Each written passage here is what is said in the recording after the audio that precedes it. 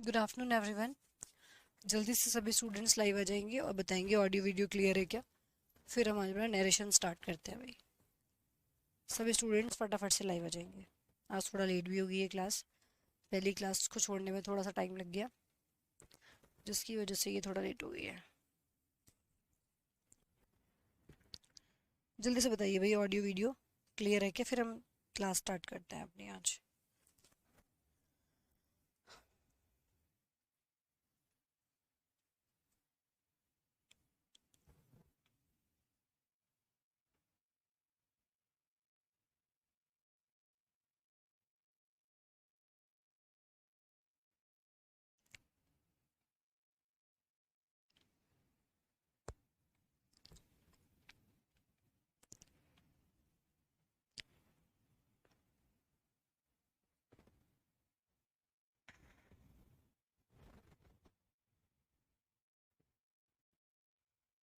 चलिए भाई, audio video सब क्लियर है।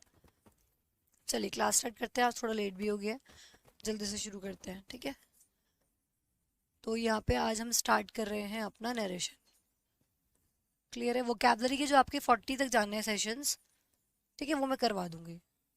पहले आप थोड़ा सा अपना चैप्टर फिनिश कर लीजिए, ताकि ग्रामर वाला पोर्शन थोड़ा कंप्लीट हो जाए, फिर वो करा देंगे। तो देखिए, यहाँ पे नरेशन कर रहे हैं आज हम। नरेशन का मतलब क्या होता है? नरेशन का मीनिंग होता है टू नरेट। ठीक है, किसी चीज़ को नरेट करना। कोई चीज़ इस फॉर्म में लिखी हुई है कि तो समझना थोड़ा सा मुश्किल है, या फिर इनडायरेक्ट वे में कुछ कहा गया है, ठीक है। डायरेक्ट वे में कुछ कहा गया है, आपको उसको सही तरीके से बना के लिखना है। नरेट करना मतलब उसकी व्याख्या करना कि पूरा क्या बताया गया है, ठीक है। तो नरेशन का मतलब होता है नरेट करना। तो यहाँ पे नरेशन से रिलेटेड आपको दो चीज देखने के लिए मिलेंगी जब आप नरेशन करेंगे। जब हम नरेशन चैप्टर करते हैं तो आपको यहाँ पे इसमें दो ही चीज देखने के लिए मिलेंगी। एक मिलेगी आपको डायरेक्ट स्पीच, और दूसरी मिलेगी आपको इनडायरेक्ट स्पीच। आपके पास एग्जाम में किसी भी तरीके से क्वेश्चन आ सकता है। डायरेक्ट को इनडायरेक्ट में बदलने के लिए भी आ सकता है, और इनडायरेक्ट को डायरेक्ट में बदलने के लिए भी आ सकता है। जैसे कि इससे पहले हमने एक्टिव पैसिव किया, तो हमने एक्टिव से पैसिव बनाना भी सीखा और पैसिव से एक्टिव बनाना भी सीखा जब प्रैक्टिस की। तो कि दोनों तरह के क्वेश्चन हमें नजर आए, है ना। पैसिव से एक्टिव भी पूछा गया है और एक्टिव से पैसिव भी पूछा गया है। इसी तरीके से यहाँ पर भी होगा आपका, बिल्कुल। आपसे डायरेक्ट से इनडायरेक्ट भी पूछ सकता है, और हो सकता है कि इनडायरेक्ट फॉर्म दे रखी हो, आपसे डायरेक्ट फॉर्म पूछी हो, ठीक है। तो दोनों की पहचान क्या है? डायरेक्ट फॉर्म सिंपल सा लॉजिक है। अगर आपको डायरेक्ट डायरेक्ट स्पीच का मतलब है आपको जहां भी कॉमा और इन्वर्टेड कॉमा नजर आ जाए। अगर आपको कॉमा और इन्वर्टेड कॉमा सेंटेंस में नजर आ रहा है, इसका मतलब वो डायरेक्ट स्पीच है। और जिसमें कुछ नहीं लगा, ना ही कोमा लगा है, ना ही इन्वर्टेड कॉमा लगा हुआ है, ना ही क्वेश्चन मार्क लगा है, सिर्फ और सिर्फ लास्ट में क्या होना चाहिए? Full stop. ठीक है, लास्ट में बस एक फुल स्टॉप दिख रहा है, तो वो आपकी इनडायरेक्ट स्पीच होगी, ठीक है। सॉरी भाई। ठीक है। एक चीज और ध्यान रखिएगा कि इनडायरेक्ट स्पीच में ना तो इंटरोगेटिव मार्क लगेगा, ना एक्सक्लेमेटरी लगेगा, कुछ नहीं लगेगा। जब हम इनडायरेक्ट में चेंज करते हैं तो बिल्कुल सिंपल सेंटेंस बनाते हैं और लास्ट में एक फुल स्टॉप लगा देते हैं, ठीक है। लास्ट में बस क्या लग जाएगा? फुल स्टॉप लग जाएगा। और डायरेक्ट में आपका कॉमा इन्वर्टेड कॉमा आपको देखने के लिए मिलेगा।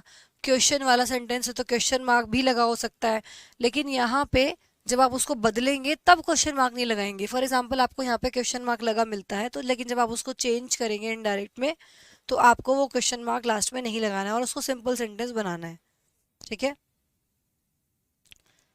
ये आपको ध्यान रखनी चीजें।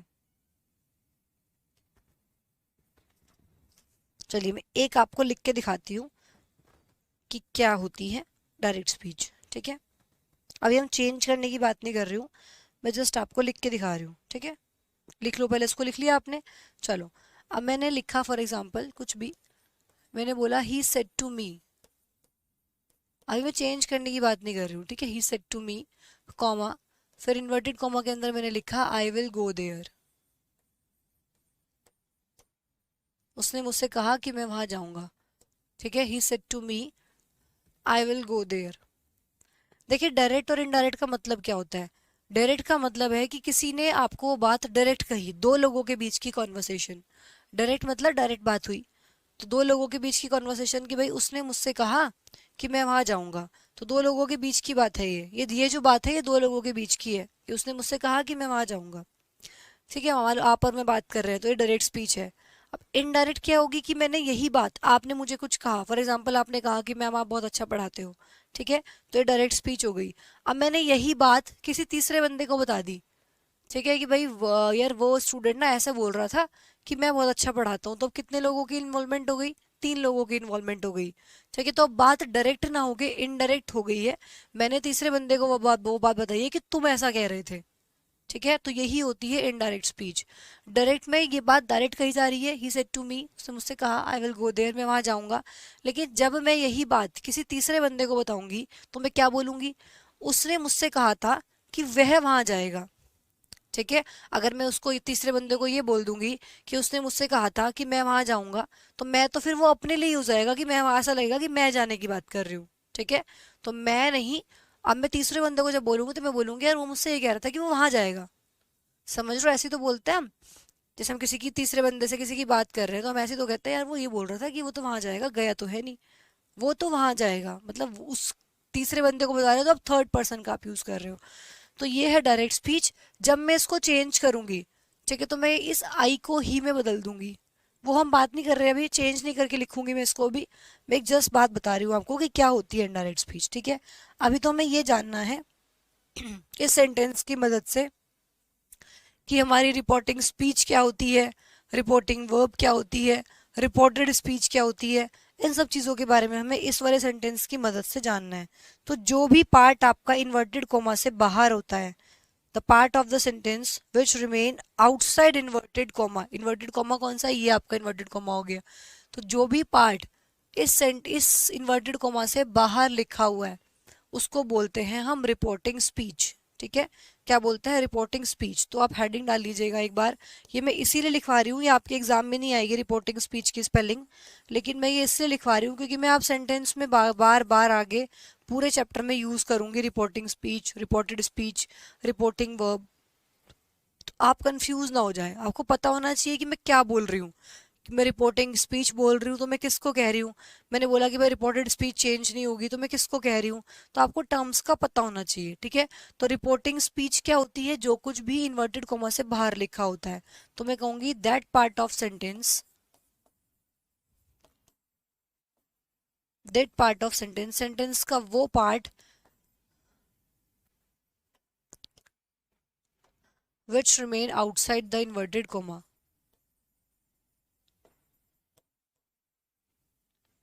आउटसाइड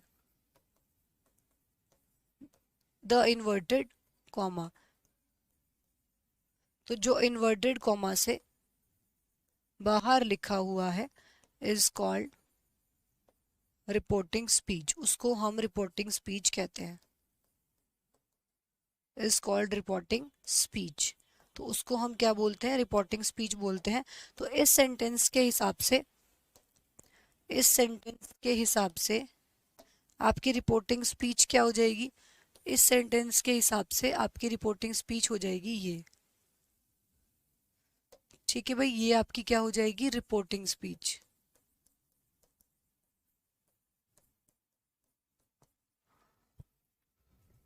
ठीक है, ये आपकी हो जाएगी रिपोर्टिंग स्पीच। क्लियर है बात? लिख लो फटाफट से इतना, फिर आगे बढ़ते हैं।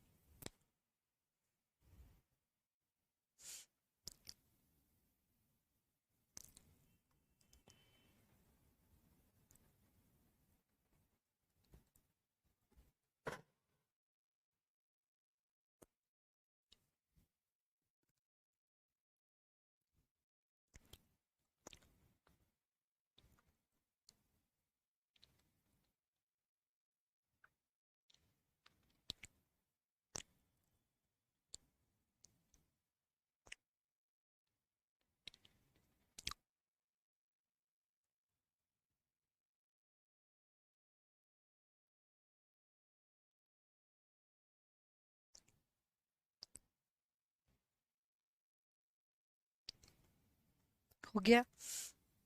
चलिए, फिर नेक्स्ट टर्म है हमारे पास reporting verb.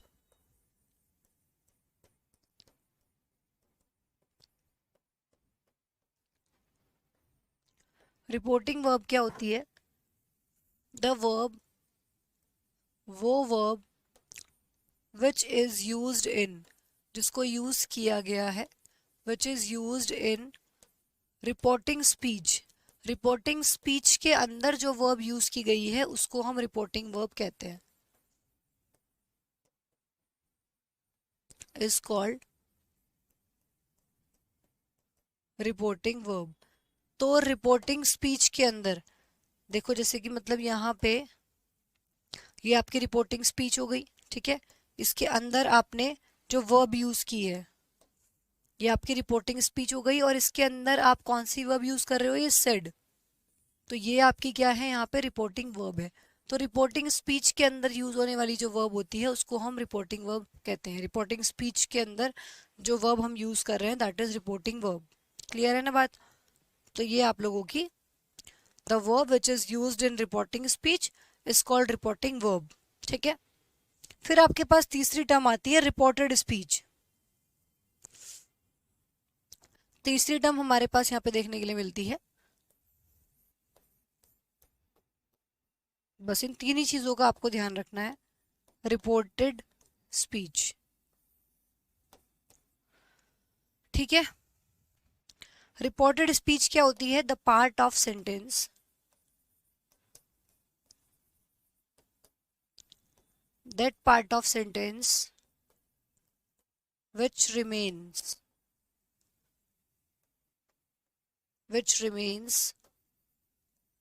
inside the inverted comma। जो इन्वर्टेड कोमा के अंदर वाला पार्ट होता है उसको हम रिपोर्टेड स्पीच कहते हैं। which remains, sorry, inside the inverted comma is called reported speech।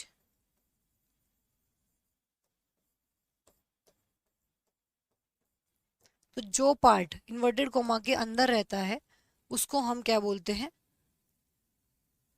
Reported speech कहते हैं, ठीक है। जैसे कि आप लोगों का ये हो गया, तो जो इन्वर्टेड कोमा के अंदर वाला पार्ट होता है, ठीक, इसको हम क्या बोलेंगे? रिपोर्टेड स्पीच कहेंगे। तो ये आपकी क्या हो गई है? रिपोर्टेड स्पीच हो गई है,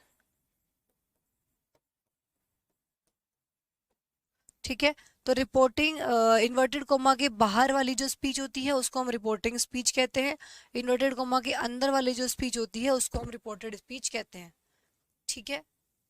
अब ये टर्म्स में आगे बार बार यूज करूंगी तो एटलीस्ट आप लोगों को पता होनी चाहिए कि मैं क्या बोल रही हूँ, ठीक है। लिख लो, ये लिख रहे थे ना आप, इसको लिखो।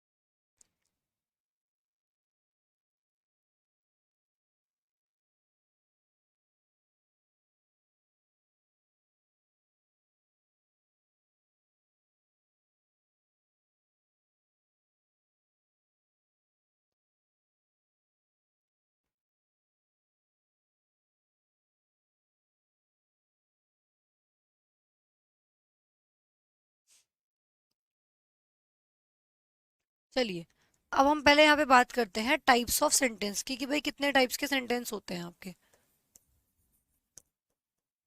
टाइप्स ऑफ सेंटेंसेस, कितने तरह के सेंटेंस होते हैं, कोई स्टूडेंट बता सकता है कितने तरह के सेंटेंस होते हैं? तो यहाँ पर हमारे 5 तरह के सेंटेंस होते हैं। First is assertive, assertive sentence. Second one is interrogative,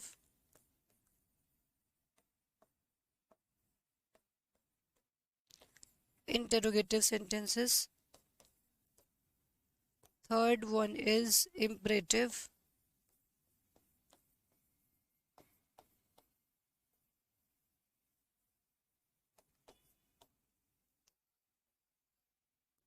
Exclamatory.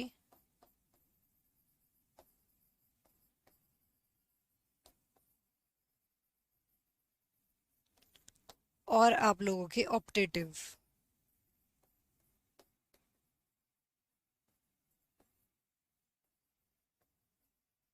तो देखो, ये 5 तरह के सेंटेंस होते हैं हमारे पास। ठीक है, 5 ही तरह के सेंटेंस होते हैं भाई, असर्टिव, इंटरोगेटिव, इम्परेटिव, एक्सक्लेमेटरी और ऑप्टेटिव। इससे अलग तो कुछ नहीं होता, बस ये 5 ही तरह के सेंटेंस हमारे पास होते हैं। ठीक है, तो इन पांचों की पैसिव वॉइस, सॉरी, इन पांच पैसिव वॉइस पढ़ा है ना, तो कई दिमाग से निकलना थोड़ा मुश्किल है, बार बार निकलेगा मुंह से पैसिव वॉइस, तो आप समझ जाना, थोड़ा अवॉइड करने की कोशिश करना। ठीक है, इन्हीं इन्हीं इन्हीं सब की हम डायरेक्ट इनडायरेक्ट स्पीच सीखेंगे कि कैसे इनको डायरेक्ट से इनडायरेक्ट में चेंज करते हैं इन पांचों की, क्योंकि यही हमारे पांच सेंटेंस होते हैं, असर्टिव, इंटरोगेटिव, इम्परेटिव, एक्सक्लेमेटरी और आप लोगों का ऑब्जेक्टिव, एक्सक्लेमेटरी। ठीक है, ये 5 सेंटेंस होते हैं। कुछ बच्चे सोच रहे होंगे हम positive sentence, negative sentence, affirmative, negative होते हैं, वो क्या होते हैं? वो जो आपका अफर्मेटिव मतलब पॉजिटिव सेंटेंसेस, तो जो अफर्मेटिव और नेगेटिव सेंटेंस होते हैं वो असर्टिव ही होते हैं, वो असर्टिव के अंदर आ जाते हैं। असर्टिव सेंटेंस का मतलब क्या है कि पॉजिटिव और नेगेटिव दोनों। असर्टिव सेंटेंसेस बोलते हैं उनको जो पॉजिटिव और नेगेटिव दोनों सेंटेंसेस होते हैं। तो पॉजिटिव और नेगेटिव दोनों सेंटेंसेस इसी के अंदर आ जाते हैं, असर्टिव सेंटेंस के अंदर। ठीक है, असर्टिव मतलब पॉजिटिव और नेगेटिव दोनों आ गया। इंटरोगेटिव तो आप जानते ही हैं, जिसमें क्वेश्चन मार्क लगा हो वो आपका इंटरोगेटिव सेंटेंस हो जाता है, जिसमें लास्ट में सीधी सी पहचान है इंटरोगेटिव सेंटेंस की कि लास्ट में आपको क्वेश्चन मार्क देखने के लिए मिलेगा। ठीक है, इंपरेटिव सेंटेंस कौन से होते हैं? जिसमें आप अभी आप लोगों ने बहुत ताज़ा ताज़ा फ्रेश फ्रेश पढ़ा एक्टिव पैसिव में, जिसमें हम ऑर्डर करते हैं, कमांड करते हैं, रिक्वेस्ट करते हैं, ये सब आपके क्या होते हैं? ठीक है, जिस ये सब आपके क्या होते हैं? ये सब आपके इम्परेटिव सेंटेंस होते हैं, जिसमें हम ये सब चीज़ करते हैं, गो, प्लीज हेल्प मी, है ना, इस तरह के सेंटेंस होते हैं। एक्सक्लेमेटरी सेंटेंस की सीधी सी पहचान है कि लास्ट में आपको एक्सक्लेमेशन का मार्क मिलेगा। ठीक है, ये एक्सक्लेमेटरी मार्क होता है। तो यहाँ पे लास्ट में जो भी आपको एक्सक्लेमेशन का मार्क अगर लगा हुआ नजर आता है, तो इसका मतलब सेंटेंस कैसा है? एक्सक्लेमेटरी सेंटेंस है। इसमें हम जनरली शॉक्ड हो जाते हैं, चौंकाने वाली बात करते हैं, वो अच्छी भी हो सकती है, वो बुरी भी हो सकती है। ठीक है, तो यहाँ पे एक्सक्लेमेटरी सेंटेंसेस होते हैं वो। और ऑप्टेटिव सेंटेंसेस क्या करते हैं? ऑप्टेटिव सेंटेंसेस होते हैं हमारे पास जो बात करते हैं हमारे पास, जिसमें हम यूज करते हैं जनरली मे का। ठीक है, तो इन सेंटेंसेस में आप जनरली मे का यूज करते हुए नजर आओगे। ये विश, प्रे, ब्लेसिंग, इस तरह की बात करेंगे, है ना, किसी के लिए विश करना, प्रे करना, ब्लेसिंग देना, अभिशाप देना, है ना, तो ये इस तरह की बात करते हैं, अभिशाप देना, कर्स करना, है ना, ये सब चीजें आपको ऑप्टेटिव में देखने के लिए मिलेंगी। और जनरली जनरली इन सेंटेंसेस को हम बनाते हैं मे से। क्लियर है बात भाई? चलिएगा, तो ये सब के सब आप लोगों के 5 सेंटेंस है। अब हम इस चैप्टर में कैसे करेंगे, मैं एक बार आपको स्ट्रैटेजी समझा देती हूँ कि किस किस तरीके से हमें करना है। मैंने आप लोगों को पहले ये बता दिया, ये रिपोर्टिंग स्पीच होगी, ये रिपोर्टेड स्पीच होगी, वो रिपोर्टिंग वर्ब होगी। मैं बार बार इन टर्म्स को यूज करूंगी, तो इसलिए मैंने इनकी डेफिनेशन आपको लिखवा दी। अब हम इसमें से एक एक सेंटेंस पिक करेंगे। जैसे पहले हम असर्टिव उठाएंगे, तो असर्टिव में पॉजिटिव नेगेटिव दोनों आ जाएंगे, पॉजिटिव सेंटेंस भी, नेगेटिव सेंटेंस भी। तो इनको कैसे कन्वर्ट करते हैं हम, इनको कैसे चेंज करते हैं, क्योंकि सबके चेंज करने के तरीके अलग अलग हैं। ठीक है, जैसे इंटरोगेटिव सेंटेंस जब आप देखोगे, तो इसमें हम कॉमा और इन्वर्टेड कॉमा को हटा के इफ या वेदर का यूज करते हैं। ठीक है, वहीं पर हम असर्टिव सेंटेंस में कॉमा और इन्वर्टेड कॉमा को हटा के दैट का यूज करते हैं। एक्सक्लेमेटरी में आपको कुछ और करते हुए नजर आएंगे, इंपरेटिव में कुछ और करते हुए नजर आएंगे, है ना। तो सबके अपने अपने तरीके हैं, क्योंकि किसी में तो वही आपको इन्वर्टेड कॉमा और कॉमा नजर आ रहा है ना पीछे, जब हम चेंज करेंगे जो एक कॉमा इन्वर्टेड कॉमा होता है, सब में चेंज करने के अलग अलग तरीके हैं, किसी में हम असर्टिव में दैट लगाएंगे, इंटरोगेटिव में इफ या वेदर का यूज करेंगे, अलग अलग तरीके आपको देखने के लिए मिलेंगे। तो अगर मैं सबको एक साथ लिख दूंगी तो कहीं ना कहीं डेफिनेटली कंफ्यूजन रहेगा। तो इसलिए एक एक करके इन टाइप्स को उठाएंगे। पहले असर्टिव करेंगे कि पॉजिटिव और नेगेटिव सेंटेंस जो होते हैं उनको हम कैसे चेंज करते हैं, फिर इंटरोगेटिव, फिर एक्सक्लेमेटरी, इस तरीके से चीजें करेंगे। फिर यहाँ पे जैसे देखो जो आपकी रिपोर्टिंग वर्ब होती है सेड, जो कुछ भी यहाँ पर है मतलब उसको हम असर्टिव में अलग चेंज करते हैं, टोल्ड में, टेल में, इस तरीके से चेंज करते हैं।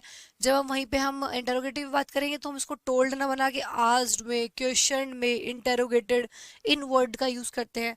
एक्सक्लेमेटरी में अलग वर्ड करते हुए नजर आएंगे। इम्परेटिव में रिक्वेस्टेड, ऑर्डर्ड, एडवाइज, इनकी जगह कुछ इस तरह के वर्ड्स यूज करते हुए नजर आएंगे।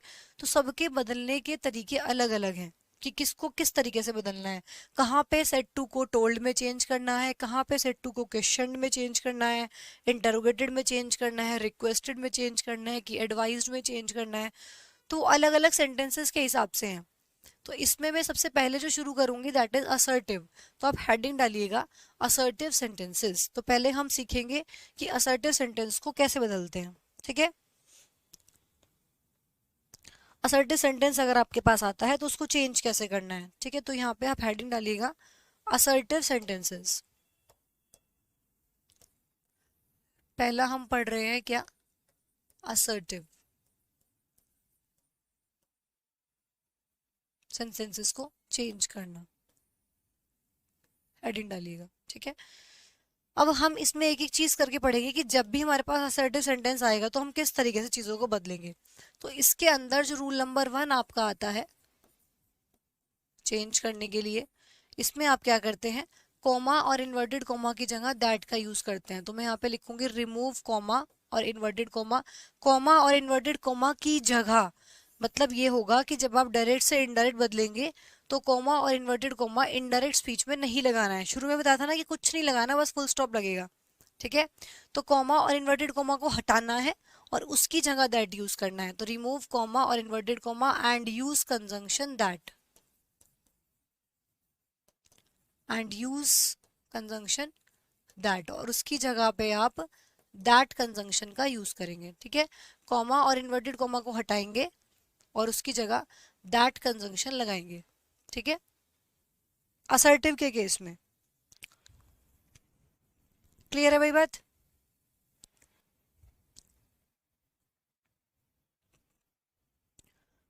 ठीक है, फिर देखिए आगे इसका रूल नंबर 2, असर्टिव का रूल नंबर 2, जब आप रिपोर्टिंग वर्ब को डायरेक्ट से इनडायरेक्ट में चेंज करेंगे। ठीक है, तो अगर आपको लिखा हुआ मिलता है से, या लिखा हुआ मिलता है सेड, या लिखा हुआ मिलता है सेज, तो आप उसको कोई चेंज नहीं करेंगे, वैसा का वैसा ही लिखा रहने देंगे। अगर इनके साथ टू नहीं लगा तो, खाली सेज लिखा हुआ है, खाली से लिखा हुआ है, खाली सेड लिखा हुआ है, तो सेड का सेड ही रहने देंगे, चेंज नहीं करेंगे। ठीक है, लेकिन अगर आपको इनके साथ टू लगा हुआ मिलता है, फॉर एग्जाम्पल ऐसे आ गया सेज टू, से टू, या सेड टू,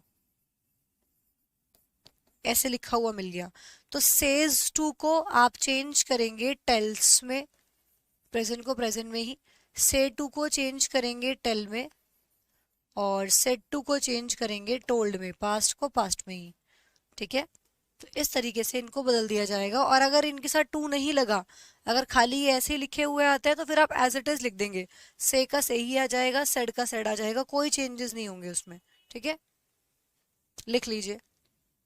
ये हम असर्टिव की बात कर रहे हैं। ठीक है, ये हम बात कर रहे हैं असर्टिव की।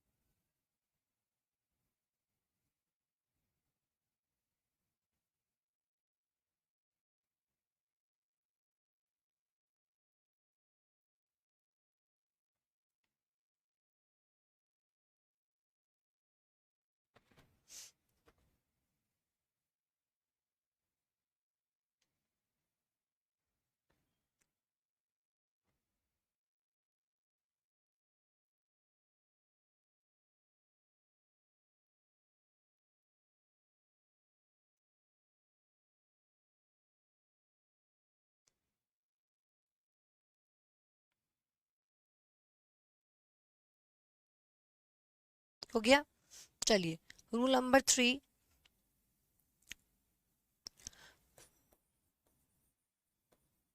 देखिए आपने कॉमा और इन्वर्टेड कॉमा को हटाना सीख लिया, उसकी जगह दैट लगाएंगे। ठीक है, फिर आप लोगों ने यहाँ पे सेकेंड जो रिपोर्टिंग वर्ब है आपकी उसको भी चेंज करना सीख लिया कि उसको कैसे चेंज करना है। ठीक है, सेड टू को टोल्ड में बदलना है इस तरीके से। फिर अब बात आती है प्रोनाउन की कि प्रोनाउन को कैसे बदलेंगे। चार चीज होती है देखो यहाँ पे सीखने के लिए हमारे पास। देखो जो ये सेंटेंस हमारे पास यहाँ पे लिखा हुआ है, he said to me I will go there, इसमें चेंज करने की चार चीजें हमारे पास होती हैं। क्या क्या? पहला तो कॉमा और इन्वर्टेड कॉमा की जगह क्या लगेगा। ठीक है, वो सब में अलग अलग लगेगा। अब अभी असर्टिव कर रहे हैं तो मैं असर्टिव की ही बात करूंगी। जैसे हमने कॉमा और इन्वर्टेड कॉमा को हटा के दैट लगा दिया, तो पहली चीज तो ये होती है चेंज करने के लिए। दूसरी चीज यहाँ पे क्या होती है कि भाई जो रिपोर्टिंग वर्ब है इसको किस में चेंज करना है। जैसे मैंने आपको बताया, जैसे यहाँ पे सेड टू लिखा है तो टोल्ड में बदल जाएगा। तो इस दूसरी चीज होती है रिपोर्टिंग वर्ब को चेंज करना। तीसरी चीज होती है प्रोनाउन को चेंज करना, कि जो ये प्रोनाउन लिखा हुआ है यहाँ पे आए, ये किस में बदलेगा। ठीक है, कि प्रोनाउन को किस हिसाब से चेंज करना है, वो तीसरी चीज होती है। और चौथी चीज होती है टेंस बदलना। ठीक है, जैसे आई विल गो देयर, ये आपका फ्यूचर इंडेफिनिट टेंस है, तो मैं इसको किससे कैसे बदलूंगी, कैसे चेंज करूंगी इसको। ठीक है, तो एक होती है टेंस बदलना, कि टेंस कैसे बदला जाएगा। तो चारों चीजें हमें यहाँ पे सीखनी है, जिसमें से हमने इन्वर्टेड कॉमा सीखा अभी। ठीक है, और हमने यहाँ पे अभी देखा कि हम रिपोर्टिंग वर्ब को कैसे चेंज करेंगे। अब जो रूल नंबर 3 आता है वो प्रोनाउन को लेके है। ठीक है, कि हमें प्रोनाउन कैसे चेंज करना होता है। तो वही कहता है रूल नंबर 3 कि change pronoun, change pronoun as per S O N, as per son, सन के हिसाब से आप प्रोनाउन को चेंज करेंगे। देखो प्रोनाउन को चेंज करने के भी दो दो मेथड्स हैं। अब मैं दोनों आपको बता दूंगी, आपको जो अच्छा लगेगा जो कन्वीनियंट लगेगा आप उस हिसाब से अपना चेंज कर लेना। दोनों मेथड्स बता दूंगी। एक तो ये डायरेक्ट रूल के हिसाब से जाते हैं हम इसमें। ठीक है, और एक डायरेक्ट बच्चों को सेंटेंस पढ़ के ही पता चल जाता है कि क्या चेंज करना है। ठीक है, भाई उसने मुझसे कहा कि वहां जाएगा, मुझे बात किसी और को पता नहीं तो मैं बोलूंगी उसने मुझसे कहा कि वह वहां जाएगा, मतलब हिंदी निकाल के थोड़ा सोच के माइंड लगा के कि वो तो हम किसी बात को बताएंगे थर्ड पर्सन को, तो हम ये यूज करेंगे। ठीक है, एक तो होता है ये डायरेक्ट सोच के लगाने वाला। ठीक है, हमने डायरेक्ट सोचा, फटाफट मन में कैलकुलेट किया और चेंज कर दिया। एक होता है रूल्स के हिसाब से, है ना, कि आप किस हिसाब से चेंज करेंगे। कि भाई कोई बच्चा कह रहा है मुझसे तो नहीं सोचा जा रहा, मुझे तो सीधा सीधा ट्रिक बता दो, रूल बता दो, तो ये रूल उसके लिए है। ठीक है, तो दोनों मेथड से मैं आप लोगों को प्रैक्टिस करवा दूंगी, फिर जो आपको अच्छा लगेगा देख लेना। तो हम सन के हिसाब से चीजों को बदलेंगे। सन का क्या मतलब है, यहाँ पे S4 है, यहाँ पे सब्जेक्ट, पहले लिख लो कि क्या क्या है।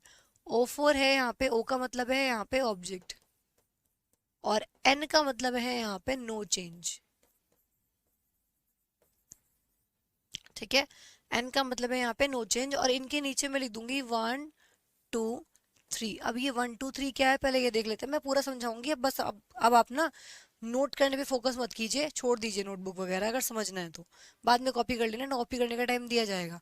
अब ध्यान लगाइए समझने पे। 1 2 3, 1 2 3 का क्या मतलब है। 1 का मतलब है यहाँ पे फर्स्ट पर्सन से। ठीक है, 1 का मतलब है यहाँ पे किससे, फर्स्ट पर्सन से। 2 का मतलब है यहाँ पे सेकंड पर्सन से, और 3 का मतलब है यहाँ पे थर्ड पर्सन से। फर्स्ट पर्सन में कौन कौन आता है, फर्स्ट पर्सन में आता है आई और वी, अब ये मुझे बताने की जरूरत नहीं है, बहुत कुछ कर चुके हैं उसके अंदर आप। ठीक है, सेकंड पर्सन में कौन आता है, सेकंड पर्सन में आता है यू, और थर्ड पर्सन में कौन आता है, जो कुछ ही बचा कुछ है सब यहाँ आ जाएगा, ही शी दे, है ना, इट, या फिर कोई भी नाम हो सकता है आपका, वो सब कुछ आ जाता है आपका थर्ड पर्सन के अंदर। ठीक है, first person, second person, third person. तो देखो किस तरीके से आपको चीजों को समझना है।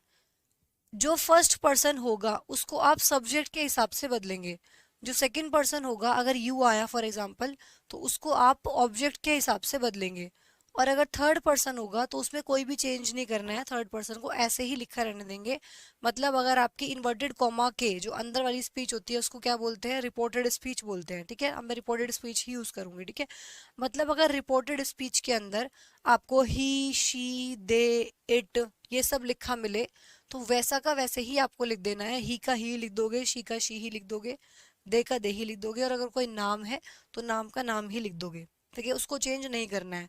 अगर रिपोर्टेड स्पीच के अंदर आपको यू लिखा हुआ मिलता है तो फिर आप उसको ऑब्जेक्ट के हिसाब से बदलोगे, यू को ऑब्जेक्ट के हिसाब से बदलोगे। ठीक है, और अगर रिपोर्टेड स्पीच के अंदर आपको आई या वी लिखा हुआ मिलता है, मतलब फर्स्ट पर्सन, तो फर्स्ट पर्सन को हम चेंज करते हैं सब्जेक्ट के हिसाब से। अभी मैं एग्जांपल से समझाऊंगी तो समझ आ जाएगा। ठीक है, इसको पहले कॉपी कर लो, फिर मैं यहीं पे एग्जांपल लिखूंगी ताकि आप रिलेट कर सके। एक एग्जांपल इसके नीचे ही लिखूंगी, पहले जल्दी से कॉपी करो, लिख लो।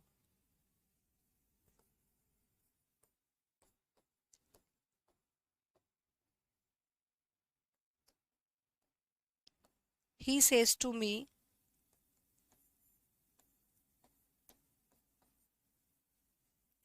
आई वर्क हार्ड।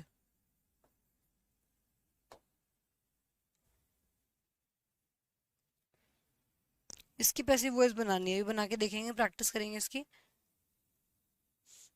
जल्दी से पहले आप इसको लिख लीजिए, फिर तो समझ नहीं आएगा, नहीं तो पहले नोट ही कर लो अच्छे से। अगर इधर उधर ध्यान लगाओगे फिर समझ नहीं आएगी चीजें।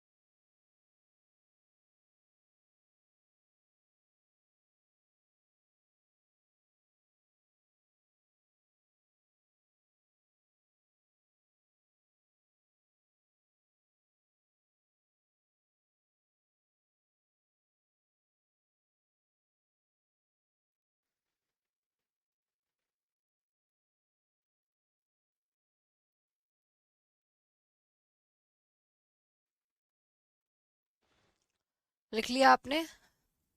चलिए, मैं थोड़ा पानी पीने चली गई थी, गला थोड़ा खराब है एक्चुअली आज ना। He says to me I work hard, देखिएगा, he says to me I work hard. Says to को किस में चेंज करना है? टू लगा हुआ है, बताया था ना आपको। सेज टू को चेंज करना है टेल्स में। ठीक है, तो ये हो जाएगा ही टेल्स मी। ये पूरा सेज टू जो है ना, पूरा टेल्स में बदल गया, टेल्स मी। ठीक है, कॉमा, इन्वर्टेड कॉमा की जगह क्या लगाएंगे? दैट लगाएंगे।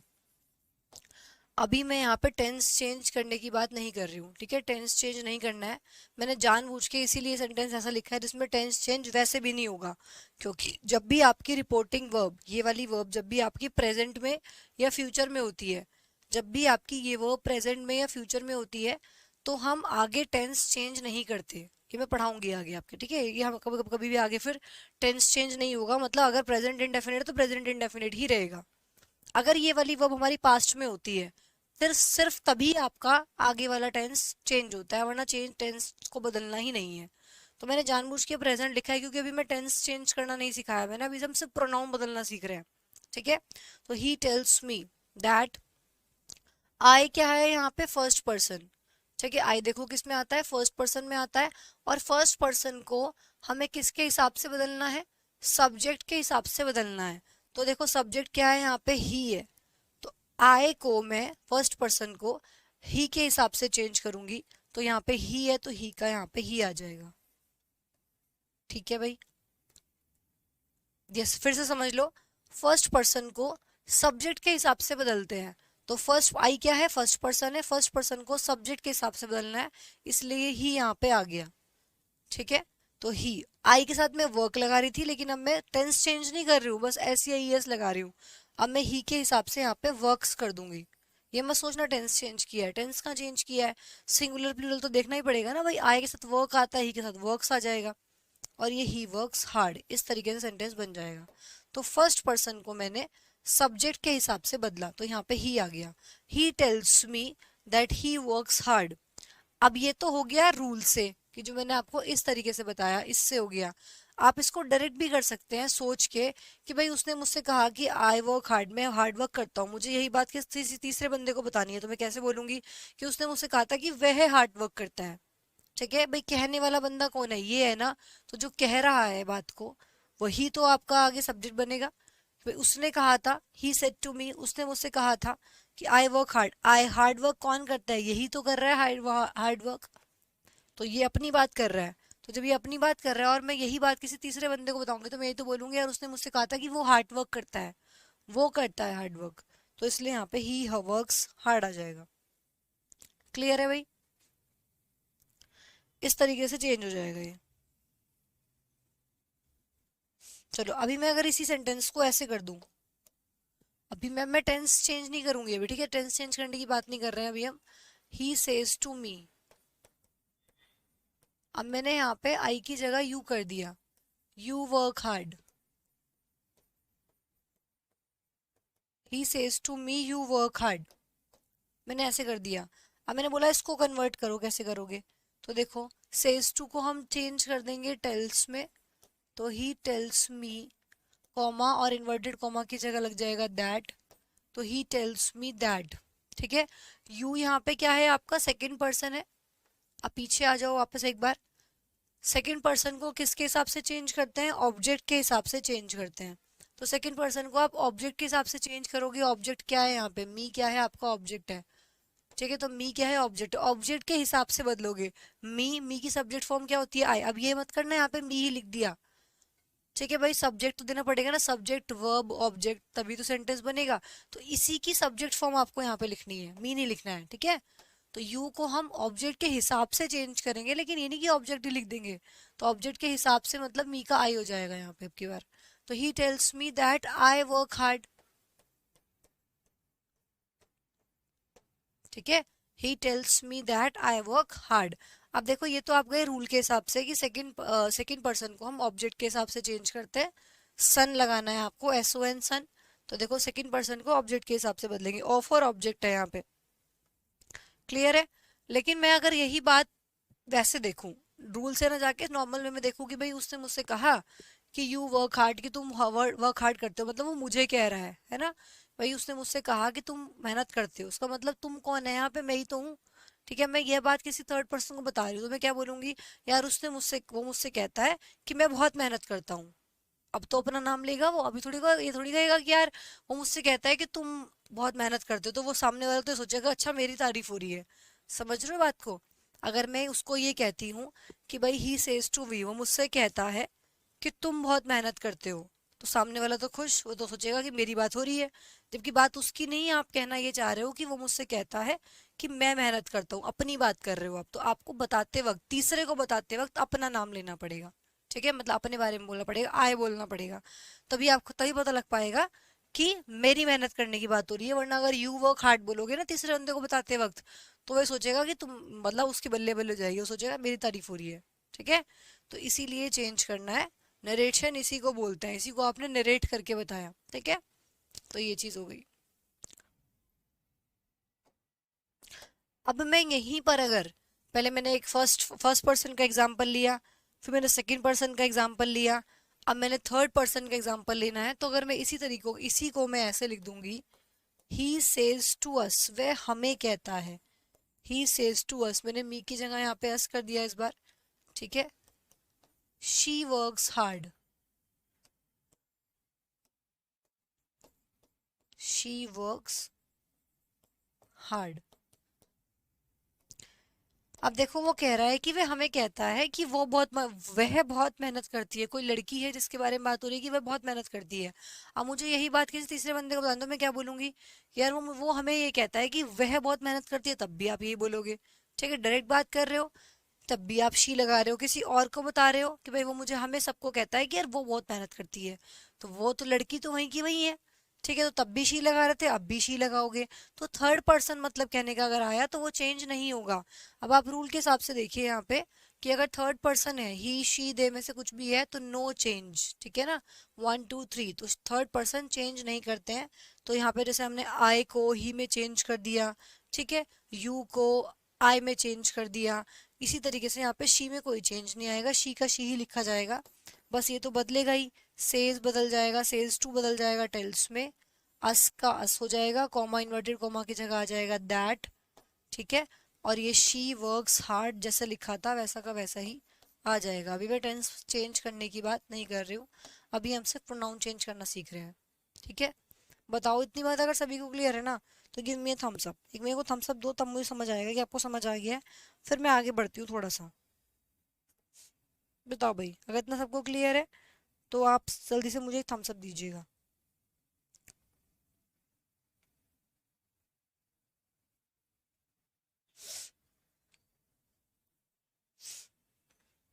टेंस चेंज करना बाद में सीखेंगे, अभी टेंस चेंज करने से पहले भी बहुत कुछ है सीखने के लिए कि कहाँ कहाँ हमें चेंज करना ही नहीं होता है, पहले हम वो देखेंगे। उसके बाद हम टेंस चेंज करना सीखेंगे। पहले हम ये देखेंगे कि कौन कौन से सेंटेंस ऐसे हैं जहाँ पे हमें कोई चेंजेस नहीं करने होते हैं। ये सबको समझ आ गया ना? चलो, सबको समझ आ गया, सबका थम्स अप भी आ गया मेरे पास, सबको ये बात क्लियर होगी। अब आपके पास नरेशन का इवेंट 2 बना हुआ है, ठीक है ना, नेक्स्ट इवेंट बना हुआ है ना नरेशन का। जल्दी से आ जाइए, हमने यहाँ पे पढ़ा है अभी रूल नंबर 3, ठीक है, रूल नंबर 3 तक कर लिया। अब नेक्स्ट क्लास में हम रूल नंबर 4 से स्टार्ट करेंगे। इवेंट बना हुआ है, जल्दी से वहाँ पे आ जाइए, 5 मिनट का ब्रेक है, चलिए।